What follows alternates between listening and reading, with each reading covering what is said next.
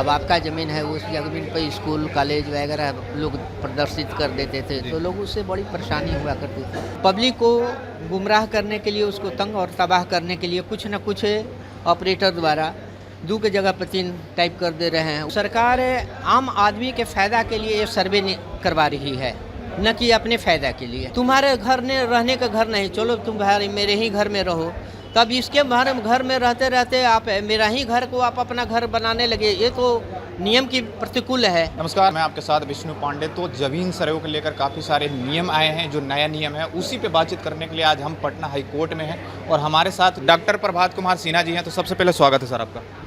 नमस्कार भाई। सर, ज़मीन सर्वे को लेकर काफ़ी प्रॉब्लम हो रहे हैं लोगों में और बहुत सारी ऐसा हो रहा है कि उसमें लड़ाई झगड़ा भी हो जा रहा है भाई भाई को लेकर। तो ज़मीन सर्वे के बारे में पहले हम आपसे ये जानना चाहेंगे कि ज़मीन सर्वे है क्या?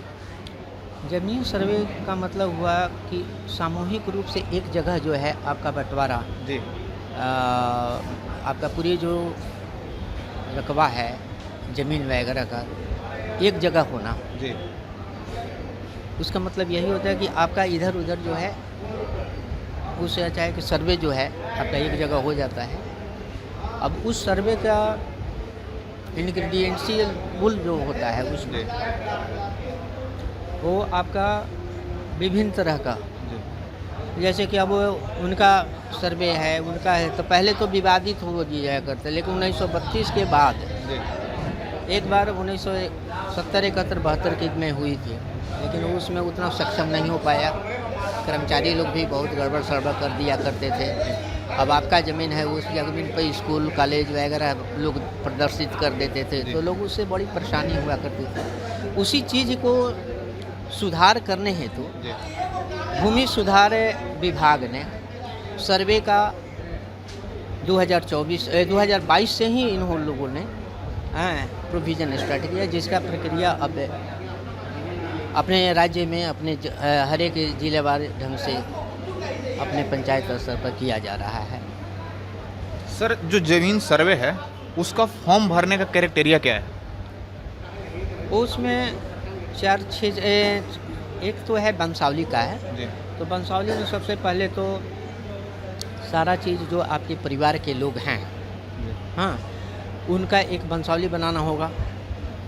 वो जो वंशावली जो है कार्यपालक दंडाधिकारी से शपथ पत्र के द्वारा या नोटरी पब्लिक के द्वारा किन्हीं के द्वारा करवा कर और उसको सबमिट करना होगा, तो वो फॉर्म के साथ। जो आप बंसावली की बात करें तो बंसावली का भी तो कोई डॉक्यूमेंट लगता होगा ना, उसमें क्या डॉक्यूमेंट लगाया जाएगा? उसमें आपका आधार कार्ड लगेगा, जो भी जितने भी फरीकैन हैं, हाँ, जितने भी उस वंश से संबंधित जो जीवित व्यक्तिगण हैं परिवार में, उन लोगों का आधार कार्ड लगेगा। हैं जो उस ज़मीन का कि भाई हम उनसे रिलेटेड हैं, तो उनसे संबंधित कुछ ऐसे डॉक्यूमेंट्स होने चाहिए, जैसे कि आपका आधार कार्ड हो गया या स्कूल का सर्टिफिकेट वगैरह हो गया। हाँ, तो ये सारी कुछ ऐसे हैं जो कि आपको प्रमाणित ये करना होगा उसमें कि आप उस वंश से रिलेटेड हैं। हाँ, तो इसके लिए ये चीज़ें आपको देना होगा। कुछ डॉक्यूमेंट्स वगैरह में आधार कार्ड हो गया, पैन कार्ड हो गया, या ज़मीन का कोई रसीद है वो हो गया, यही सर मैं तो ये डॉक्यूमेंट सर सारा भर के कहाँ पे जमा करना होगा? क्योंकि जो गांव के लोग होते हैं थोड़ा पढ़े लिखे कम होते हैं, तो उनके साथ ये समस्या हो रहा है कि सारा चीज़ करके भी पहुंचा नहीं पा रहे हैं वहाँ पे डॉक्यूमेंट कि हमारा सही जगह पे चले जाए, और काफ़ी दलाल भी इसके बीच में आ जा रहे हैं, तो उनके साथ ये काफ़ी प्रॉब्लम हो रहा है। तो ये कहाँ सारा डॉक्यूमेंट लगाया जाएगा? उसे देखिए, ये सारा चीज़ करवाए प्रक्रिया करके इसके बाद अंचलाधिकारी के यहाँ आपको सबमिट करना होगा जी। और अपना जो आपका सरपंच जो हैं या उनके सरपंच के द्वारा भी आप कर सकते हैं जी। जो एफिडेविट है सरपंच को दीजिएगा, उसको अपना कैटेगरी सब फॉर्म भर कर वहाँ जमा कीजिएगा, वो उनसे अनुशंसा कराकर फिर इसके बाद आप अंचल कार्यालय में जाइएगा, वहाँ का आपका अंचल जो सचिव हैं वो देते हैं, वहाँ पर जमा करेंगे। फिर इसके बाद वो अपना अनुशंसा वे सभी करके फिर इसके बाद ग्राम में जो क्या कहते हैं उनको सरपंच जो हैं उनको भेजते हैं। हाँ, इस ढंग से ये प्रक्रिया होकर आपको पूरी ठीक है होगी। सर, ये वंशावली का हो गया, और शपथ 2 और 3 का उसमें क्या क्राइटेरिया है? शपथ 2 और 3 में वही चीज़ है जो आपका उसमें है, केवल वो डिक्लेरेशन करने के लिए कि एक फॉर्म जो है, हर एक फॉर्म अलग अलग हो जाता है ना। जैसे कोई भी ज़मीन है वो रजिस्टर्ड 1 2 3 4 4 तरह का रजिस्टर्ड होता है।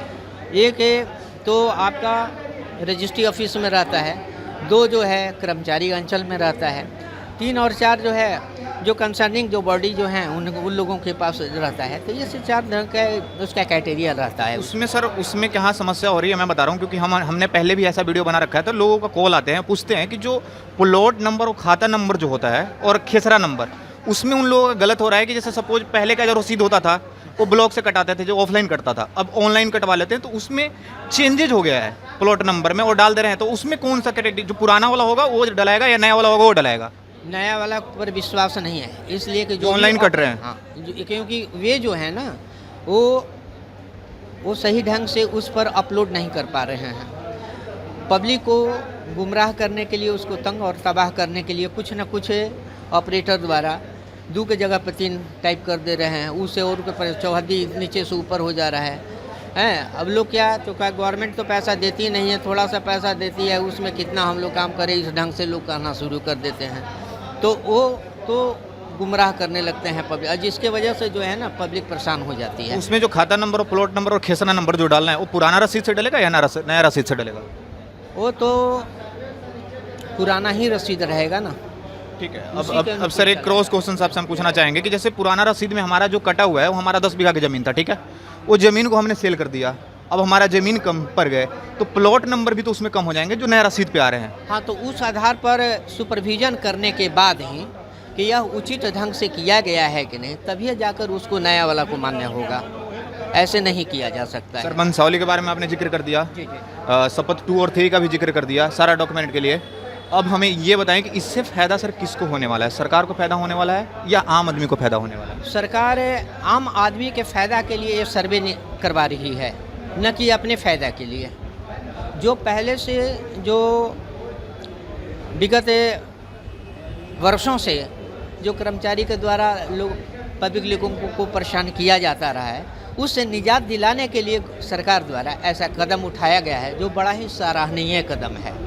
और हमें इस सर्वे को एक्सेप्टेंस करते हैं और होना भी चाहिए निर्विवाद रूप। इसका सर कोई टाइम फिक्स किया गया है या टाइम बढ़ा दिया गया है? अभी पहले जो कोई इसका लिमिटेशन नहीं है, और कोई इसका ये नहीं है कि हमें इतना ही दिन तक, ये सरकार जब भी पब्लिक चाहेगा तब तक इसको करवाएगा। सर एक लास्ट क्वेश्चन, कोई भी है, कोई अगर बाहर में है, उनको एक निर्धारित अवधि के समय में तो आ नहीं सकते हैं, तो जब भी वो आएंगे, जब भी अपना वो सर्वे के लिए देंगे, तब उनको सर्वे करना ही होगा। सर एक लास्ट क्वेश्चन रहेगा, जैसे गांव घर में देखा जाता था ना कि जो गरीब लोग थे वो ज़मीन जो बाबा घर मजरुआ बोला जाता था, जो पहले उनका कोई रसीद उसीद नहीं कटता, वो हथियार उथियार के घर बनाए, उस सिचुएशन में सर क्या करना होगा? ऐसा परिस्थिति है ना कि जो जिसका मालिकाना हक है जी, उसको तो मिलना ही तो चाहिए। मालिकाना उस पर तो रसीद ही नहीं कटा। नहीं कटेगा ना, इसलिए कि उनको रहने के लिए दे दिया गया। जी, तुम्हारे घर ने रहने का घर नहीं, चलो तुम भाई मेरे ही घर में रहो, तब इसके घर में रहते रहते आप मेरा ही घर को आप अपना घर बनाने लगे, ये तो नियम की प्रतिकूल है। जी, तो फिर ये नियम कानून काहे के लिए बनेगा भाई? जब हमें आपको रहने का तौर ठिकाना नहीं है, कहीं जगह नहीं है, और वैसी परिस्थिति में हम लेके चलो भैया, कम से कम आप जो हैं हमारे यहाँ रहिए। जी। अब आपको हमने रख दिया, धीरे धीरे जो है आप हम ही को आउट करके आप घुसना चाहें, तो ये तो नियम के प्रतिकूल है ना। चलिए, वंशावली का डॉक्यूमेंट का क्राइटेरिया सारा इन्होंने समझा दिया, और अगर आपको अभी भी नहीं समझ में आ रहा हो तो कमेंट करके